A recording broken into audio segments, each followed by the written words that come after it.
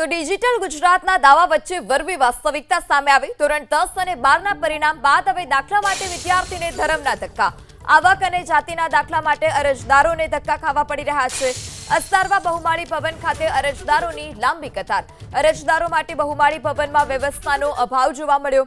આવક જાતિના દાખલા માટે અરજદારોએ લાંબી કતાર લગાવી છે। ત્યારે આ કાળઝાળ ગરમી વચ્ચે લોકો ધરમના ધક્કા ખાવા માટે મજબૂર છે। યોગ્ય વ્યવસ્થા પણ ત્યાં નહોતી અને હવે એડમિશન માટે જે વિદ્યાર્થીઓ છે, વાલીઓ છે, તે ધરમના ધક્કા ખાઈ રહ્યા છે।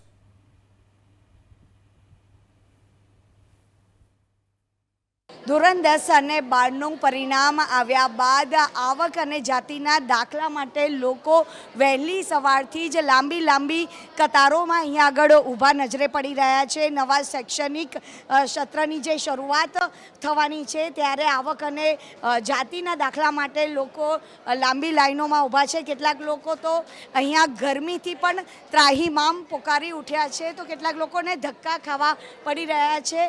ભાઈ, કેટલી મુશ્કેલી પડે છે કારણ કે લાંબી કતારોમાં ઊભા રહેવા પડે છે? એટલે લાઈનમાં ગરમીમાં પાણીની કંઈ વ્યવસ્થા નહીં ને ઓનલાઈન થાય તો બહુ સારામાં સારું। બહાર બધા ફોર્મના પૈસા લે છે 2 ગણા ડબલ।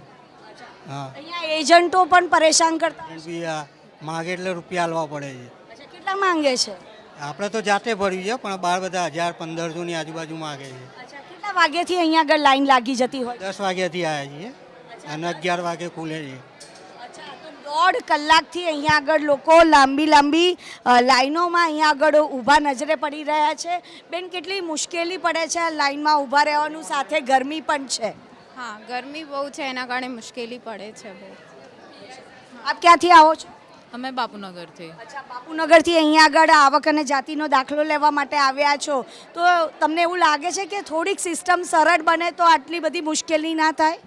એ તો કરવી જ જોઈએ। અત્યારે હાલ બધા કહે છે કે ઓનલાઈન બધું કરવું જોઈએ, પણ ઓનલાઈનના છતાં હોવા પણ કંઈ સુવિધા દેખાવા મળતી છે જ નહીં। હા, આટલી મુશ્કેલી થાય છે તોય ગવર્મેન્ટ કંઈ કરવા ચાહતી જ નથી। આટલી લાઈન છે તોય પણ કંઈ સુવિધા નથી। કેટલી મુશ્કેલી પડે છે બેન? મુશ્કેલી તો પડે છે, ગરમી બી એટલી છે, લાઈનમાં બી એટલું ઊભું રહેવાનું હોય છે, તો મુશ્કેલી તો પડવાની જ છે। પડે તો છે મુશ્કેલી, પણ કામ થોડું સારું કરવું જોઈએ, બરોબર? અહીંયા પંખા બી નથી, કંઈ છે નહીં સુવિધા અત્યારે તો હાલ। તો અહીંયા આગળ ખાસ કરીને સુવિધાનો જે અભાવ છે તે જોવા મળી રહ્યો છે। દાદાનું 1978 પહેલાંનો પુરાવો માંગે છે, તો એનું કંઈક કરાવો તો સારું।